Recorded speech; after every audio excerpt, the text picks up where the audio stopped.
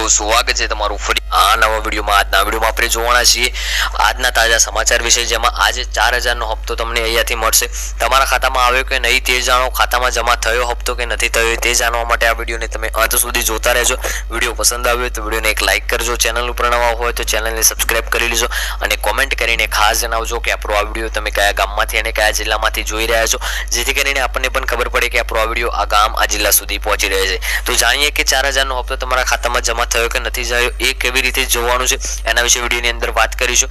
અને એના પહેલા જોઈ લઈએ કે જે બજેટ દ્વારા જે નવા નિયમોની નવી જાહેરાતો જાહેર કરવામાં આવી છે એ શું કહેવા માંગે છે। કારણ કે જે 19 ને 20 તારીખે નવું બજેટ જાહેર કરવામાં આવ્યું છે, તેમાં ખેડૂતો માટે, મહિલાઓ માટે, વિદ્યાર્થીઓ માટે એવું ઘણી બધી જે છે યોજનાઓ અને અમલીકરણ કરવામાં આવ્યું છે। તો એના ઉપર પણ એક નજર નાખી અને પછી જોઈએ કે 4000 નો હપ્તો તમારા ખાતામાં જમા થયો છે કે નથી થયો એ તમે તમારા મોબાઈલમાંથી કેવી રીતે ચેક કરી શકો છો। તો વિડીયોને હવે શરૂ કરીએ। તો બજેટમાં સૌથી પહેલા જ મળશે આપણને સમાચાર, તો ગુજરાતમાં મળશે 500 માં ગેસ। હા મિત્રો, ગુજરાતમાં 500 માં ગેસ મળશે એવું જે છે બજેટમાં જે જાહેરાત કરવામાં આવી હતી। ગુજરાત વિધાનસભામાં કોંગ્રેસના નેતા જે છે અમિત ચાવડાએ કહ્યું હતું કે ગુજરાતમાં 30 વર્ષથી ભાજપની સરકારનું શાસન છે। ભાજપ જે છે શાસિત અન્ય રાજ્યોમાં જે છે સરકારે 500 રૂપિયામાં ગેસ સિલિન્ડર આપે છે, તો ગુજરાતમાં પણ 500 રૂપિયામાં ગેસ સિલિન્ડર આપવામાં આવે। આ સવાલનો જવાબ ભૂપેન્દ્ર પટેલ જે છે સરકારમાં મંત્રી જે છે ભીખુભાઈ પરમારે જવાબ આપ્યો હતો કે ભીખુસિંહ પરમારે કહ્યું હતું કે 500 માં ગેસ સિલિન્ડર આપવા સરકાર વિચારણા કરી રહી છે। એટલે કે જે આપણા કોંગ્રેસના નેતા અમિત ચાવડાએ છે એમને આવો પ્રશ્ન ઉઠાવી રહ્યો છે કે છેલ્લા 30 વર્ષથી ભાજપનું શાસન ચાલી રહ્યું છે અને અન્ય રાજ્યોમાં 500 માં ગેસનું સિલિન્ડર મળે છે, તો આપણા ગુજરાત રાજ્યમાં પણ મળવું જોઈએ। તો એમને જવાબ આપતા જે આપણા ભીખુસિંહ પરમાર છે એમને પણ કહ્યું હતું કે જે 500 માં ગેસ સિલિન્ડર મળી રહે એના માટે અત્યારે સરકાર જે છે વિચારણા કરી રહી છે। વાત કરીએ આગળની જાહેરાતની, તો બજેટમાં દેવા માફી અંગે મોટી જાહેરાત કરવામાં આવી છે। તો જે છે કોંગ્રેસના નેતા અને ધારાસભ્ય અમિત ચાવડાએ રાજ્ય સરકારે રજૂ કરેલા બજેટ પર પોતાની જે પ્રતિક્રિયા આપી હતી। અમિત ચાવડાએ કહ્યું હતું કે ગુજરાતની ડબલ એન્જિન સરકારે ગઈકાલે વર્ષ 2025-26 નું બજેટ રજૂ કર્યું, જે કરીને ઘી પીવું હોય તેવું છે। દિવસે ગુજરાત સરકાર તો દેવું વધારે છે, પણ ગુજરાતની જે 6 કરોડની જનતા છે એના માથા પર પણ દિવસે દેવું વધતું જાય છે। કોંગ્રેસના ધારાસભ્ય શૈલેષ પરમારે ગુજરાતના જાહેર દેવા માફી અંગે પૂછેલા પ્રશ્નમાં સરકારે લેખિતમાં જણાવ્યું છે કે ગુજરાત રાજ્યનું જાહેર દેવું 3,77,963 કરોડને પાર થયું છે।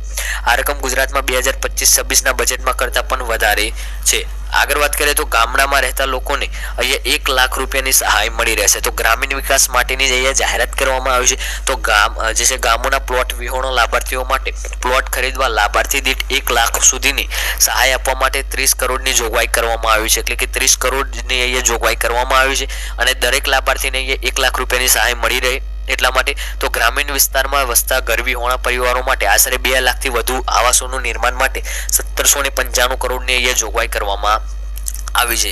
હવે વાત કરીએ તો ગુજરાતમાં 300 યુનિટ મફત વીજળી। હા મિત્રો, ગુજરાતમાં 300 યુનિટ મફત વીજળી વિશે પણ અહીંયા ચર્ચા કરવામાં આવી હતી।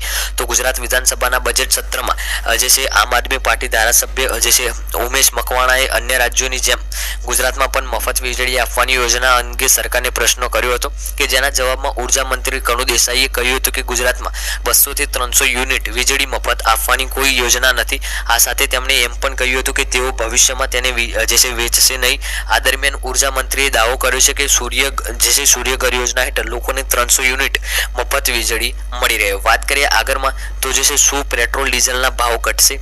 તો વાત કરીએ તો પેટ્રોલ અને ડીઝલના ભાવ પહેલેથી જ ઘણા વધારે છે। ઘણા શહેરોમાં પેટ્રોલ 100 રૂપિયા પ્રતિ લીટર આંકડે પાર જે છે કરી રહ્યું છે અને ડીઝલ પણ પાછળ નથી।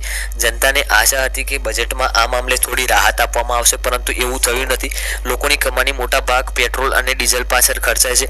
આવી સ્થિતિમાં જો પેટ્રોલ જીએસટી દાયરામાં લાવવામાં આવે તો તે જનતા માટે મોટી રાહત થશે। જો કે હાલમાં આવી કોઈ જે છે આશા દેખાતી નથી। વાત કરીએ તો વિદ્યાર્થીઓને મફત લેપટોપ સહાય। તો બધા વિદ્યાર્થીઓને ડિજિટલ અભ્યાસ સાથે જોડવા માટે સરકાર દ્વારા લેપટોપ સહાય યોજના જે છે 2025 શરૂ કરવામાં આવી છે। આ યોજના હેઠળ તમને બધાને લેપટોપ બિલકુલ મફતમાં મળે અને તમને લેપટોપ સહાય યોજના દ્વારા લેપટોપ કેવી રીતે મેળવવું તેની સંપૂર્ણ માહિતી જણાવીશું। તો ગુજરાત સરકાર દ્વારા લેપટોપ સહાય યોજના 2025 શરૂ કરવામાં આવી છે। તો અહીંયા એનું ફોર્મ કેવી રીતે ભરવું, તો કોલેજમાં અભ્યાસ કરતા તમામ વિદ્યાર્થીઓએ લેપટોપ સહાય યોજના 2025 હેઠળ અરજી કરવાની રહેશે. તો જેમના વિદ્યાર્થીઓ પરિવારની આર્થિક સ્થિતિ નબળી છે તેઓ સરળતાથી અરજી કરવાની રહેશે.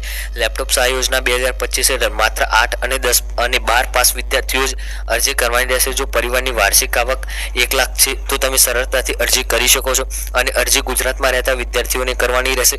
તમામ પરિવારોએ કોઈ સરકારી નોકરી ના હોવી જોઈએ, એટલે કે જે પરિવારમાં સરકારી નોકરી ના હોય તો તમે અહીંયા અરજી કરી શકશો. હવે વાત કરીએ તો નવી યોજના, એમાં 12,000 રૂપિયા અહીંયા ભેટ મળશે. તો દિવ્યાંગોને વાર્ષિક 12,000ની સહાય નાણામંત્રીએ દિવ્યાંગજનો માટે સંત સુખાદાસ યોજનાની જાહેરાત કરી છે, જેમાં 60% કે તેથી વધુ દિવ્યાંગ ધરાવતા લોકોને આવરી લેવામાં આવે છે. આ યોજના હેઠળ 85,000થી વધુ દિવ્યાંગજનોને વાર્ષિક 12,000 રૂપિયાની સહાય આપવાની જોગવાઈ કરવામાં આવી છે. વાત કરીએ તો હવે મળશે ટ્રાફિકમાંથી રાહત. તો હાઈ સ્પીડ જે છે કોરિડોર અને એક્સપ્રેસ વે જે વિકાસ હોવા બજેટમાં કુલ 1020 કરોડની ફાળવણી જે છે હવે મળશે ટ્રાફિક છુટકારો.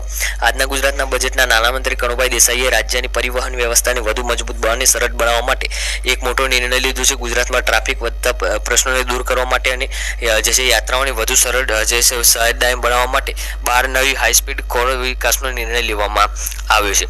તો આ હતા બજેટના નિર્ણયો. હવે વાત કરીએ તો જે આ 4,000નો હપ્તો તમારા ખાતામાં મળ્યો કે નથી મળ્યો એ કેવી રીતે જાણો, એ જાણવા માટે સૌથી પહેલા તમારે તમારું ગૂગલ ચાલુ કરવાનું રહેશે. અહીંયા ગૂગલ ઉપર આવ્યા પછી એ તમારી PM કિસાન સન્માન નિધિ સર્ચ કરવાનું હોય. અહીંયા PM કિસાન સન્માન નિધિની જે વેબસાઇટ દેખાય એને ચાલુ કરવાની રહેશે. ત્યાર પછી અહીંયા થોડું તમારે નીચે સ્ક્રોલ કરવાનું રહેશે. ત્યાર પછી અહીંયા તમને એક ઓપ્શન જોવા મળશે, નાવ યોર સ્ટેટસનો ઓપ્શન. આ નાવ યોર સ્ટેટસના ઓપ્શન ઉપર તમારે ક્લિક કરી લેવાનું છે. આ નાવ યોર સ્ટેટસના ઓપ્શન ઉપર ક્લિક કરીને અહીંયા નીચે સ્ક્રોલ કરવાનું છે. અહીંયા તમારે તમારો રજિસ્ટ્રેશન નંબર દાખલ કરીને આ કેપ્ચર કોડ અહીંયા દાખલ કરીને ગેટ OTP ઉપર ક્લિક કરી લેવાનું છે. અને OTP દાખલ કર્યા પછી તમારું જે છે સ્ટેટસ તમારી સામે આવી જશે. એમાં FTO પ્રોસેસ તમારી જોઈ લેવાની છે. FTO પ્રોસેસ યસ હશે તો તમને હપ્તો મળશે, અને FTO પ્રોસેસ નો હશે તો તમને હપ્તો મળશે નહીં. હવે FTO પ્રોસેસ નો હોય તો તમારે જે KYC નું કાર્ય ને બધા કાર્યો પૂર્ણ કરવાના રહેશે. તો આજનો આ વિડીયો આપણે અહીંયા પૂર્ણ કરીએ છીએ. તમને વિડીયો પસંદ આવ્યો હોય તો વિડીયોને લાઈક કરજો, ચેનલ ઉપર નવા હોય તો ચેનલને સબસ્ક્રાઇબ કરી લેજો અને કોમેન્ટ કરીને ખાસ જણાવજો આ વિડીયો તમને કેવો લાગ્યો. મળીશું આગળના વિડીયોમાં. ત્યાં સુધી જય ભારત.